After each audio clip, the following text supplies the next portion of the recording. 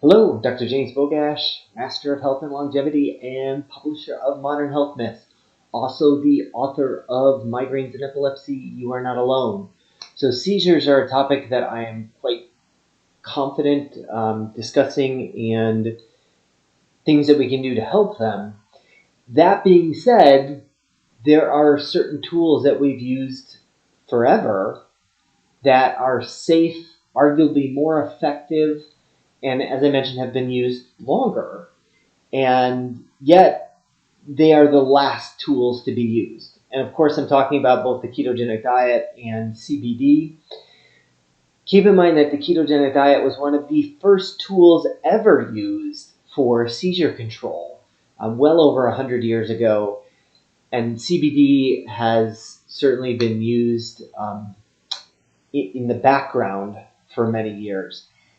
Despite that, these are usually the last tools brought into play, which is just, I don't understand. We should use the most powerful, safe tools first, and then maybe bring in the more dangerous drugs with long lists of side effects later. But that's not what we do. We like the new fancy, shiny drugs to use for seizures. Um, and we'll use certainly lifestyle changes are absolute last on the list. Maybe even try brain surgery first, and then we can try some lifestyle stuff if the brain surgery doesn't work. But a ketogenic diet obviously has some challenges with it. Despite that, the keto diet has certainly become far more popular, and so it's become easier and more accessible to get information about how to live a keto lifestyle.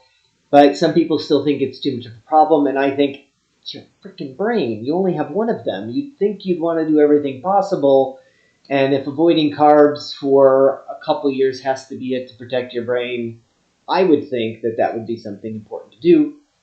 CBD is another one that has been used for a long time. I remember a patient who was epileptic, had his neurologist, and was trying multiple meds. None of them worked until he started using marijuana on his own.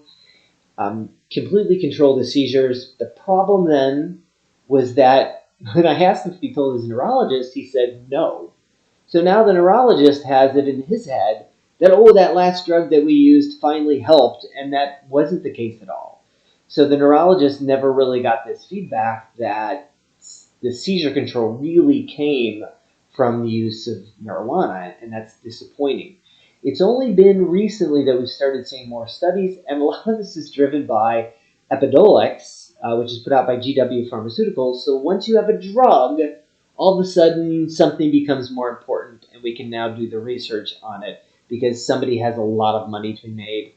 And considering that seizures are the third most common neurologic disorder across the globe, with some 50 million people with epilepsy worldwide, there's a lot of money to be made from this, but not from just run-of-the-mill hemp-derived CBD. So once a company starts to patent something, there's a lot more money to be made. And there are certainly concerns with Epidiolex and whether it's a synthetic and what else is used in there, because you're getting side effects with this drug that you don't normally get with CBD use. That being said, this particular study was done on CBD in using Epidiolex in children with intractable seizures, so medication-resistant seizures. So again, here we are, worst case scenario, medication isn't working. Hey, let's try CBD. And the results were pretty impressive. Keep in mind, this is a group of kids who weren't being controlled with medication. And a small study, 45 kids, they found that overall the reduction in major seizures went down 54 to 72% based on time range, but it's a pretty significant number. And all seizures went down by 61 to 70%. It's a pretty significant reduction in a group of people that weren't being controlled. And again, they didn't take them off those meds. They just added this on top of those meds. So What would have happened if we had started with this first before some of the brain damage? Children, maybe not brain damage, but certainly this process is going forward. And they about 7.5 seizure-free days per month. That got better with time. And these are people that didn't have any seizure-free days. So certainly makes sense to make that a tool to be used, preferably on the front end. It would certainly make sense. There were some side effects associated with, especially as they started using higher doses. But keep in mind, this is a prescription version.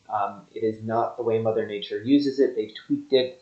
Nobody's really sure entirely how, but these are side effects that you generally wouldn't get from CBD, but we are seeing with Epidiolex. Regardless, the seizure control was definitely something to look at, and hopefully we're going to start seeing this idea, because Epidiolex was originally in 2018 approved for 2 very serious seizures, so LGS, I think it's LGS, Lennox-Gastaut syndrome and Dravet's syndrome, 2 very tough situations to control with seizures, and so having a tool in place to help those, it's certainly welcome. As always, I will post a link to this particular study in the comment section. Make sure you share this information with somebody who you think needs it. Subscribe to the channel and like the video.